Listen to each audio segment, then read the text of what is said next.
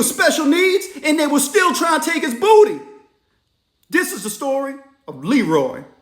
No, not that Leroy. White boy Leroy. Yeah, he was a white Leroy. So don't racial profile. Tell me when I said Leroy, you didn't think he was a black dude. Nah, we don't care about political correctness here, but we still got to tread lightly. You know, the thought police are always watching.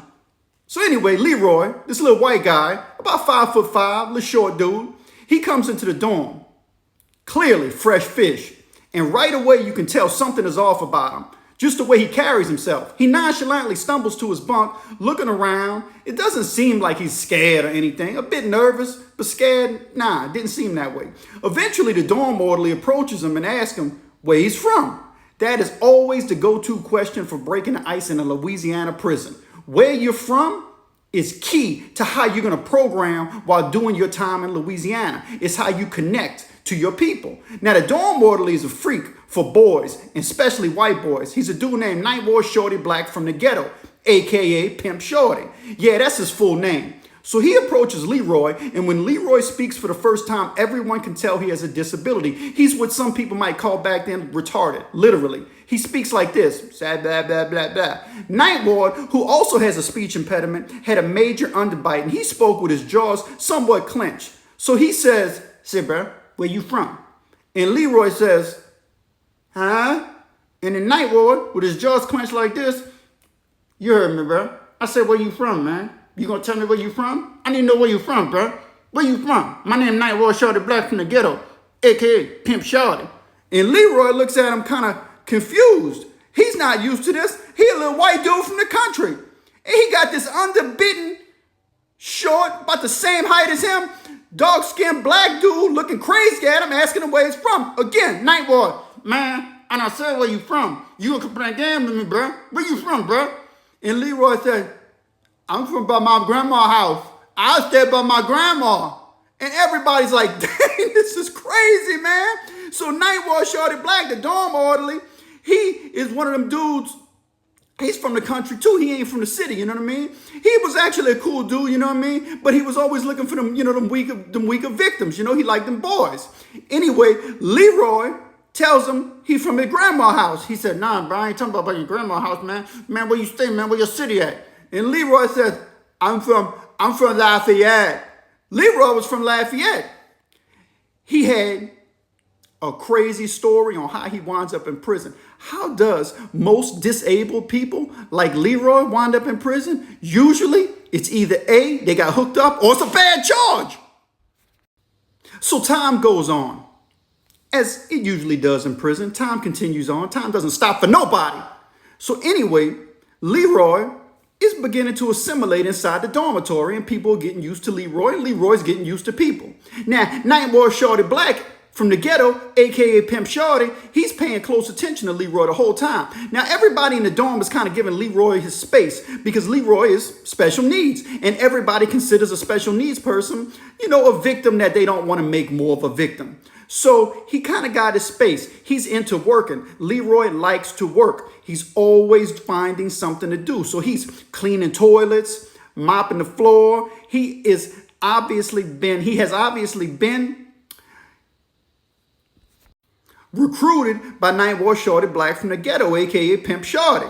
And he's cleaning the dormitory with him. But Night War Shorty Black from the ghetto, aka Pimp Shorty's full-time job was the dorm orderly.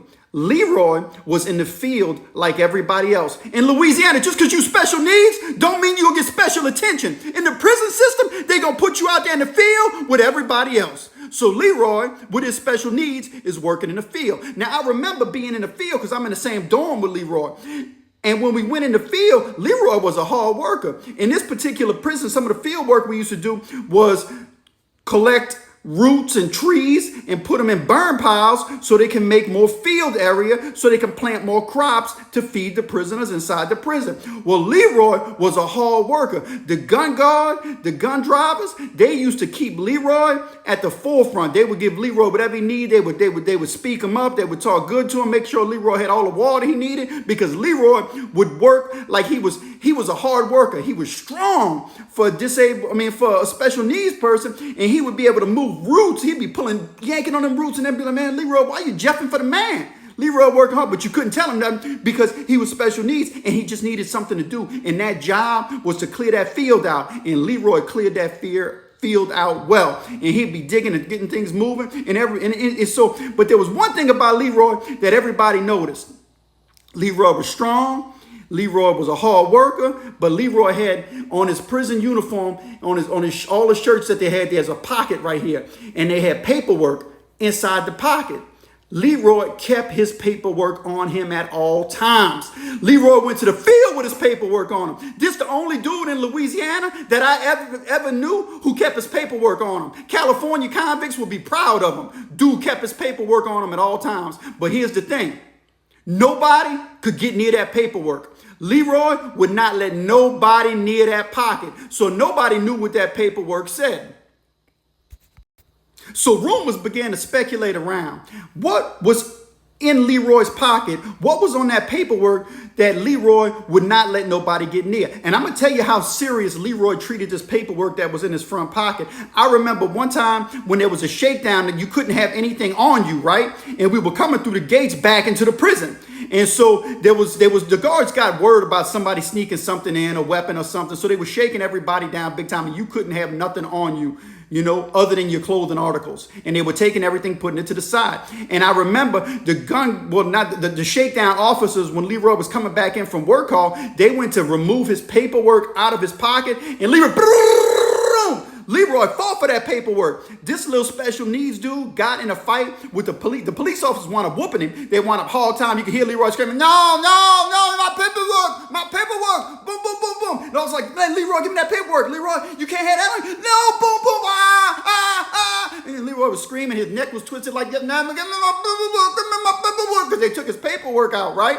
And so now the guards got Leroy's paperwork and Leroy's panicking. You know what I mean? Now, so when you get in a fight with the officers, they're going to run you back to extended lockdown. You're going to the hole. So Leroy goes to the hole. He goes to kangaroo court. He winds up getting his paperwork back and comes back on the dorm. Guards don't tell nobody what's in the paperwork.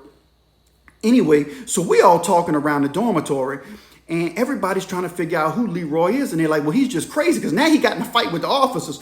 So really, if you fight police officers in prison, you kind of going to get a level of penitentiary credit. You're going to get that cred.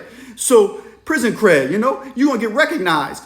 So everybody kind of like, well, if he's going to fight the officers, he ain't scary, And so other inmates used to ask him about that paperwork and be like, no, and he would bypass Leroy, and he would go to a different topic. I'm going to go to work and sweep and mop the floors. But he wouldn't let you want to talk about that paperwork in his pocket. Like I said, California convicts would be proud of Leroy because he kept his paperwork on him. But the story unfolds. It gets even more deeper. What's in his pocket? What's on the paperwork? What's on there that's so important that Leroy's willing to fight police officers for if they try to touch his paperwork? Okay, well, everybody's saying Leroy's crazy.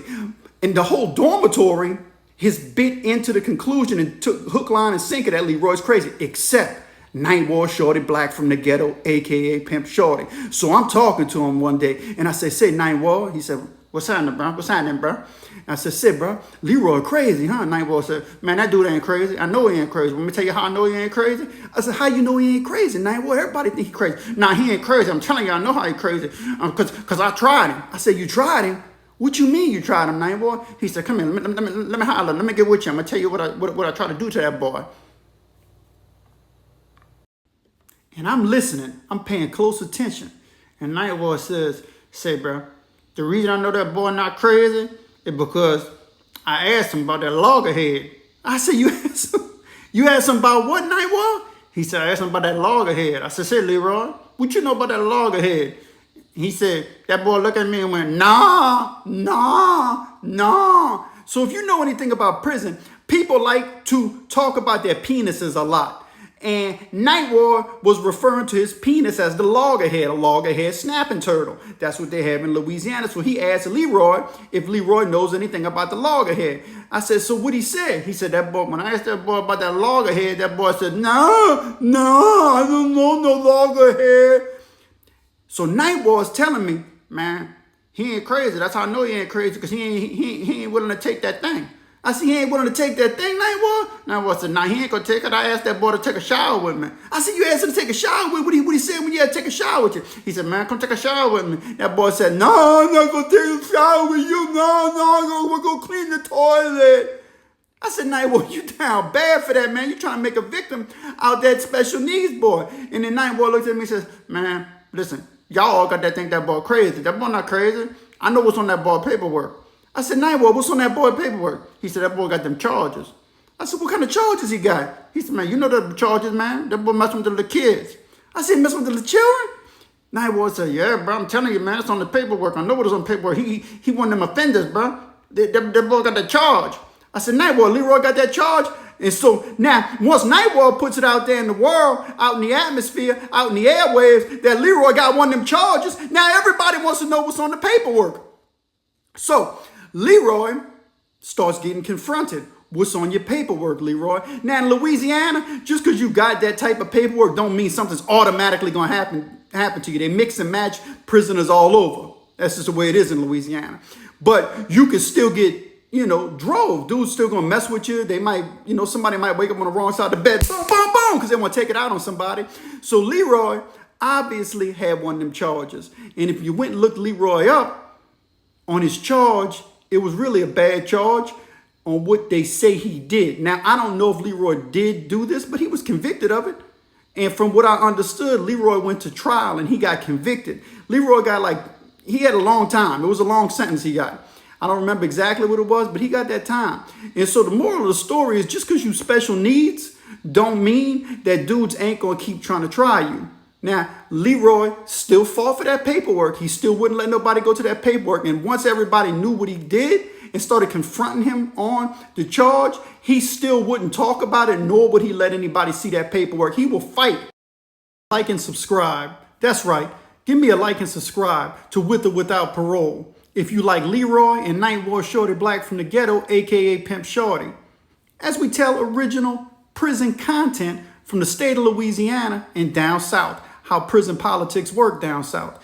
Anyway, Leroy wound up just doing what everybody else does, doing his time. I don't know whatever happened to Leroy. I don't remember Leroy's last name. There's a couple different last names that I have in my head, so I tried to look Leroy up and I couldn't find a lot of information. I have no clue what Nightwall Shorty Black from the Ghetto, a.k.a. Pimp Shorty's real name was, so I have no idea how to look him up. I just remember him. I can picture him in my head. I can picture Leroy in my head. These were people I did time with. So Leroy winds up, assimilating into the dorm. He really don't have no problem because Leroy, even though he was special needs, Leroy wasn't scared to fight. I still never saw what was in Leroy's pocket. I still never seen the paperwork. I don't think anybody ever had seen the paperwork. I actually asked Leroy, what's on that paperwork? What's so important about them papers? Oh, that's my personal information. That's just my social security card and that's my disability. That's what Leroy would tell me, stuff like that. And did I believe it? No, I think Leroy really was in there on a bad charge. Now, did Leroy really do what they said he did?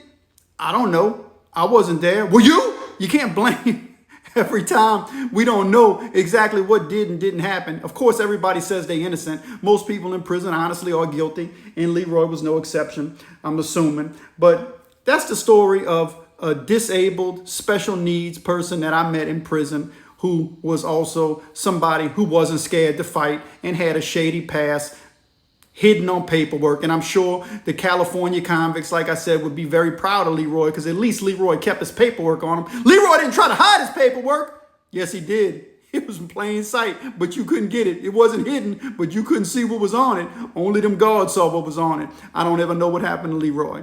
Anyway, thanks for watching. Give me a like and subscribe. Let's get it.